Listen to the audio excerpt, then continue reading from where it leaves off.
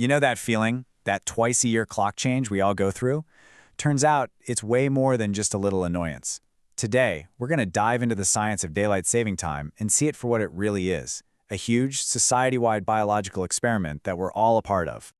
I mean, what a fascinating way to put it, right? It's almost cosmic. The idea is that when we fiddle with our clocks, we aren't just moving a hand on a watch. Nope, we're actually tampering with a super fundamental natural rhythm. And come on, we've all felt the results of that tampering, haven't we? You know exactly what I'm talking about. That spring-forward grogginess is that dragging jet-lagged feeling, but you haven't even left your house. Well, guess what? That feeling actually has a name. It's called circadian dysrhythmia. And yeah, it sounds complicated, but it's just the scientific way of saying it's total chaos inside our bodies. That one little hour creates a jarring discord in our internal symphony. Okay, so this internal symphony, what exactly is it? And why is it so sensitive to just a 1-hour change? Well, to get to the bottom of that, we've got to take a look at our body's master clock. Right at the heart of everything is your circadian rhythm. Think of it as your body's built-in 24-hour schedule. It's not something you can just set, like an alarm. It's this deep biological program that's running all the time, managing everything from when you feel sleepy to when you feel wide awake, even when your body releases certain hormones. And who's the conductor of this whole orchestra?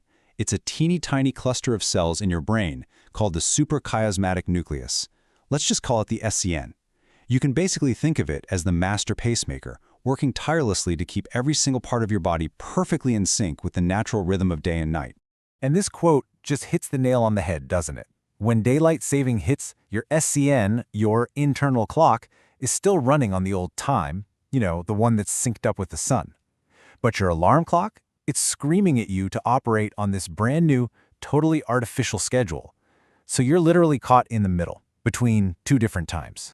And that, right there, is the core conflict. You've got your body clock, which has been fine-tuned by thousands of years of evolution to follow the sun. And then, bam!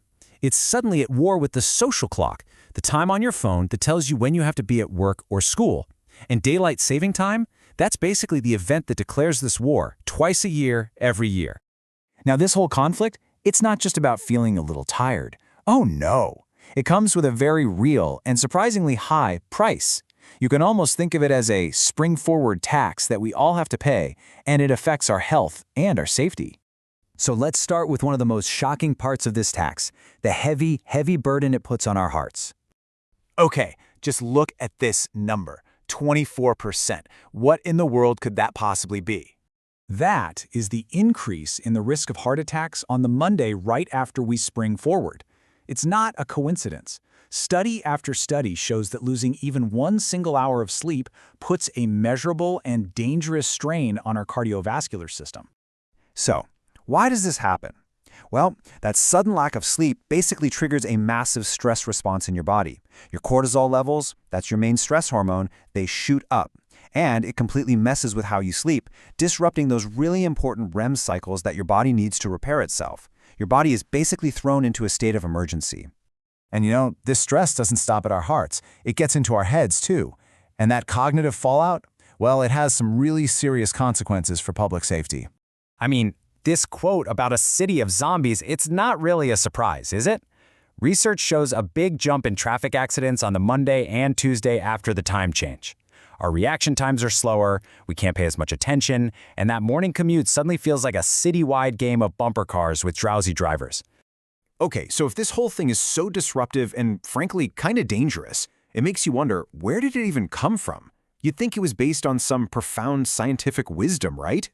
Well, you'd be wrong. Not even close.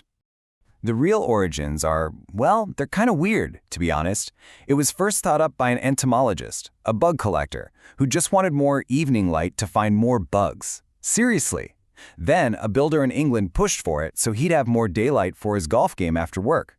It only really became a big thing during World War I as a way to save coal. The key takeaway here? It was never designed with human biology in mind, not for a second. So why on earth are we still doing it? That whole it saves energy argument, that's been pretty much debunked. Whatever we save on light bulbs is usually canceled out by cranking up the heat or the AC. The real reason it's still around is just inertia. It's a habit. It's a policy that's so stuck in our system that actually getting rid of it is a huge political headache. But look, while the politicians and scientists debate all of this, we're not totally powerless. There are things we can do right now to reclaim our natural rhythm and fight back against the effects of being thrown out of sync. What we're really fighting is something scientists call social jet lag. It's that feeling you get when there's a mismatch between your internal body clock and the schedule society expects you to keep. And daylight saving time, it's just the most extreme, crazy example of it, where we force an entire population into jet lag, all at the same time. So how do we fix this? How do we realign our internal compass? All right, here are 5 practical steps you can take. First, get some bright, natural light as soon as you wake up.